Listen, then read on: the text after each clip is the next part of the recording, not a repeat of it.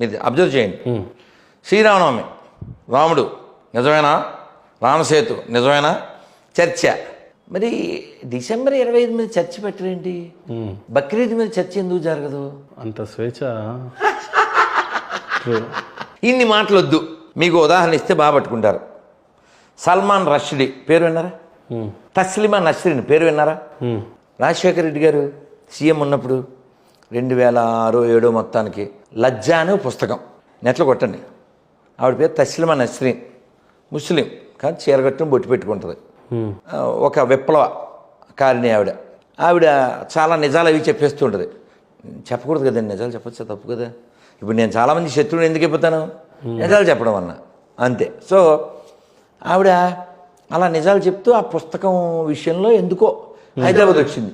చక్కగా సాటి ముస్లిం సోదరులు బొకేలు అవి కాకుండా విత్ కుండీలతో ఆవిడని స్వాగతం పలికారు. పూల బొకేలు కదా సార్, పూల కుండీలే. ఆవిడ మీదకి పూల కుండీలు అవి విసిరి, వాటర్ బాటిల్ అవి విసిరి, వెంటనే పోలీసులు వచ్చి ఆవిడని మళ్ళీ విమానం ఎక్కించారు. అర్థం కావట్లేదా? అర్థమవుతుంది. ఇప్పుడు ఆపోజిట్ చెప్తాను. ఆవిడ ఏదో బుక్ రాసిందండి వాళ్ళకి వ్యతిరేకంగా, అందుకని అటువంటి ఘన స్వాగతం. అదే అంటే ఓ జోక్ చెప్తే మీకు అర్థమవుతుంది. ఎరా ఇక్కడ దెబ్బ తగిలింది అని అడిగారు. ఎవరో మొన్న పూలు విసిరితే ఇంత దెబ్బ తగిలిందా అంటే విత్ కుండీతో సహా విసిరితే దెబ్బ తగిలింది. అలా దీని సరే అది పక్కన పెడితే దీని ఆపోజిట్ రంగనాయకమ్మ ఇంకా బతికుంది, 70-80 ఏళ్ళు వచ్చి ఉంటాయి.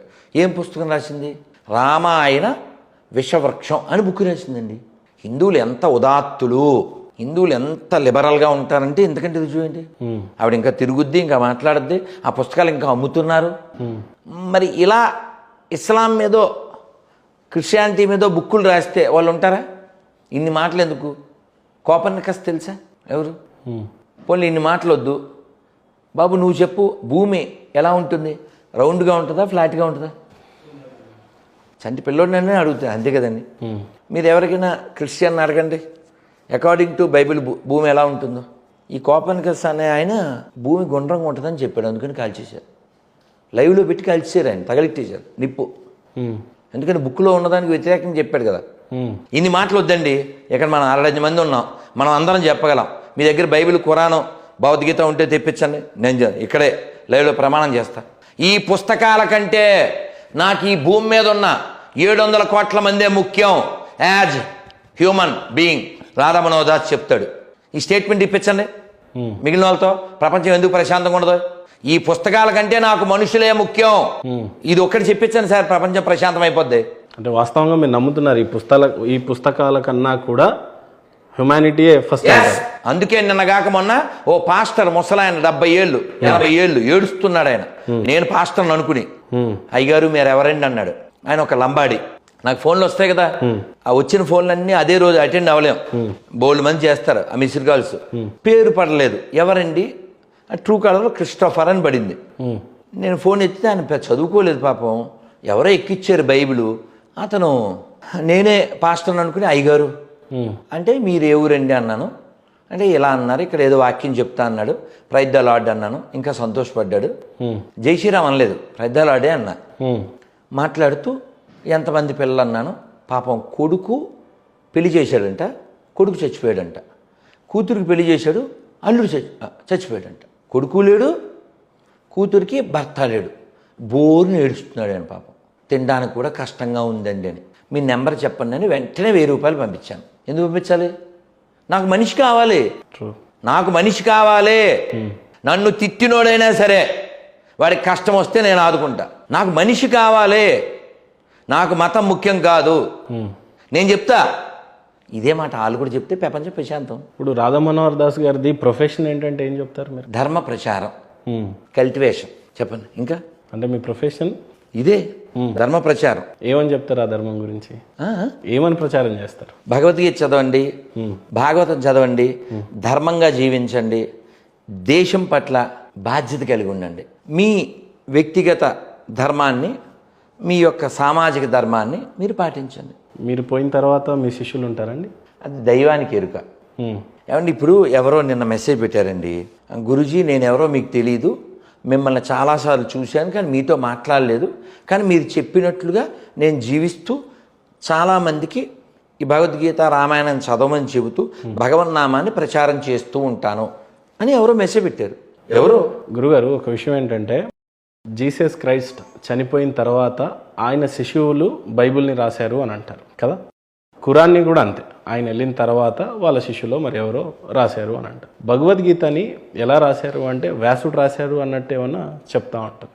అసలు ఈ 3 బుక్కులలో ఏది ప్రాముఖ్యత, దేన్ని అనుసరించాలి, ఈ యుద్ధాలు ఎందుకు జరుగుతున్నాయి? వెరీ సింపుల్, మీకు ఇందాక చెప్పాను, మళ్ళీ చెప్తా. పాకిస్తాన్ అనే దేశం పుట్టిందండి. ఎందుకు పుట్టింది చెప్పండి? మనతో విభేదించింది. దేంట్లో? మతం రిలేటెడ్గానే విభేదించింది అని అనుకుంటా. అనుకోవడం ఏమిటండి? అంతే, చరిత్ర అదే. అనుకోవడం ఏంటి? కళ్ళ ముందు కనబడుతుందిగా. దాని పేరేంటి? పాకిస్తాన్ పేరు తెలుసా? Pakistan is a Islamic country, republic country. They declare there country religion is Islam, Islamic country. అది ఎందుకు పుట్టింది అంటే ఉదాహరణకి పాకిస్తాన్ అలా చాలా దేవుడు ఉన్నాడనేటువంటి వాళ్ళు ఎక్కువ మంది ఉన్నప్పటికీ ఈ క్రైస్తవ ఇస్లాం విషయాల్లో ఇక్కడ హిందువులకు వచ్చిన ఇబ్బంది ఏమిటంటే దేవుడు లేడు అని చెప్పట్లేదు హిందువులు, దేవుడు ఉన్నాడని చెప్తున్నారు. అందరికంటే ఎక్కువ ఆధ్యాత్మికత కలిగిందే హిందువులకి. ప్రపంచంలో ఆధ్యాత్మికతకి మూలమే భారతదేశం. ఋషులు పుట్టిన భూమిది, సిద్ధులు పుట్టిన భూమి ఇది, యోగులు పుట్టిన భూమి ఇది. అలెగ్జాండర్ అంతటి వాడు ఇక్కడికి వస్తుంటే వాళ్ళ గురువు గారు చెప్పారు, నువ్వు అక్కడి నుంచి గంగాల జలం తీసుకురా, భగవద్గీత తీసుకురా, అలాగే సాధువులు కూడా తీసుకురా. గంగాజలం చెవితో పట్టేసుకోవచ్చు, భగవద్గీత పోనీ ఎవరి దగ్గరైనా అడిగో కొనో కొట్టేసాను తీసుకోవచ్చు. మరి సాధువు ఎవరో సాధువు ఒంటికాల మీద సూర్య నమస్కారం చేస్తూ ఉన్నాడు. అలెగ్జాండర్ అడ్డంగా నిలబడి మా గురువుగారు సాధువుని తీసుకురమ్మన్నారు, నువ్వు రా అన్నాడు. నేను ఎందుకు రావాలి? నేను రాను అన్నాడు. నేను సాధన చేసుకోవాలి ఇక్కడ, నేను రాను అన్నాడు. అది వాదం పెరిగింది. నువ్వు రాకపోతే నిన్ను చంపైన బాడీని తీసుకెళ్తాను అన్నాడు. అంటే ఎవరికైనా భయం వేయాలి కదా. ఈయన అన్నాడు ఓకే పట్టుకుపో అన్నాడు. ఈయనకి మొత్తం సెకండ్ అయిపోయింది. బాడీ పట్టుకుపో అంటే ఏం మాట్లాడుతున్నారండి మీరు, నరాలు కట్ అయిపోతున్నాయి అన్నాడు అలెగ్జాండర్. ఎందుకంటే అతని స్థాయి ఫిజికల్ ఓన్లీ బాడీ కదా. కానీ సాధు స్థాయి ఏంటి? ఇది నేను కాదు, you can take my body not me, నేను విశ్వవ్యాపకమైన ఆత్మని. అయితే ఈ ఎడామతలతో ప్రాబ్లం ఏంటంటే దేవుడు ఉన్నాడు అనే వాళ్ళతోనే ఇంత గొడవయ్యి ఇన్ని కోట్ల మంది హిందువులు చంపేసి, ఇన్ని వేల దేవాలయాలు కూల్చేసి ఆక్రమించేసి, కోట్ల మంది స్త్రీలను అమ్మేసి మానభంగం చేసేసి, పసిపిల్లలను చంపేసి, ఇంత దారుణానికి కారణం ఏంటి? కేవలం అక్షరాలు.